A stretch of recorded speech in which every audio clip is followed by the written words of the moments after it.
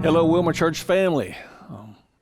Greetings. I wanted to inform you of some things that are happening in our church and wanted to update you, especially you're probably aware that once again we are under a real threat from the coronavirus. And I wanted to update the church to give you our update on what our plans are for this weekend and going forward. You know, I'm disappointed because we had originally planned that we'd be back together again inside our church this Sunday, July the 5th. We had made plans to do that, and we're looking forward to it.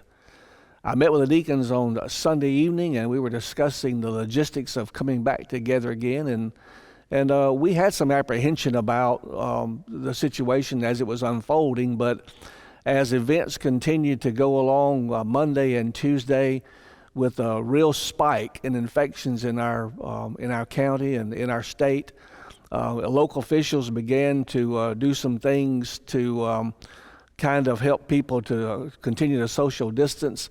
Churches were scrambling to know what to do because infections were increasing, especially from among our young people and among our middle-aged adults.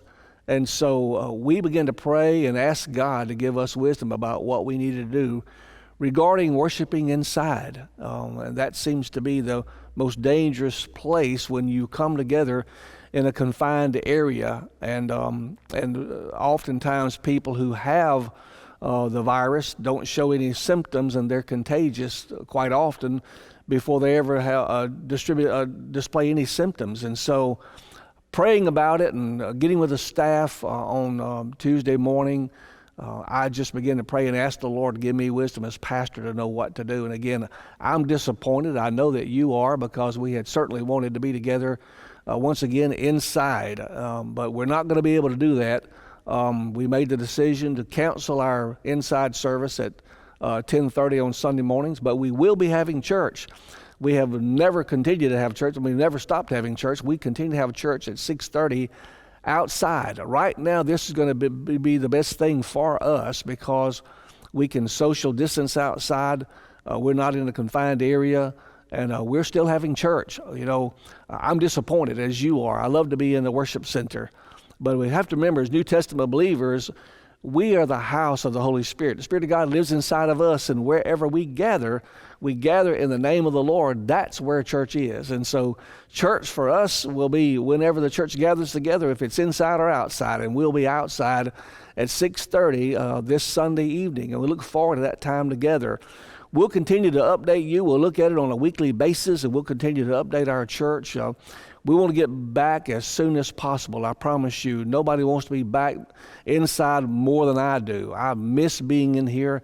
I missed the environment that's in here, and we look forward to the time when we can be. But as pastor, it's my responsibility to trust the Lord, to give me wisdom to try to keep everyone as safe as possible. And I think the safest thing that we can do right now is to continue to have church, but do it outside.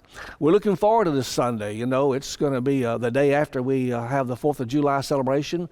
I know some of you will probably be on vacation. You'll be away.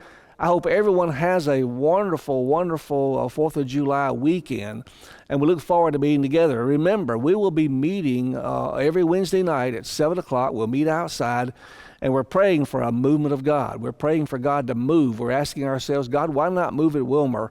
And so I invite you to pray. If you need to pray at home, pray at home. Pray in the morning when you get up. Pray at noontime. Pray in the afternoons. Pray at night. But be praying for a movement of God. We need to see God move. Our nation's divided. We're moving toward an election in November, which is going to be upon us before long. There's some big decisions going to be made about the future of this nation.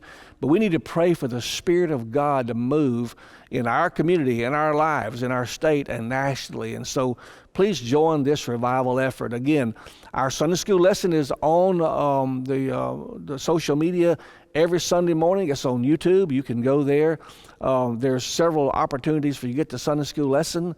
And we invite you to do that every week. We're sharing that with you. Don't forget, One Family is on every Sunday morning at 10:30, and they'll continue to do that.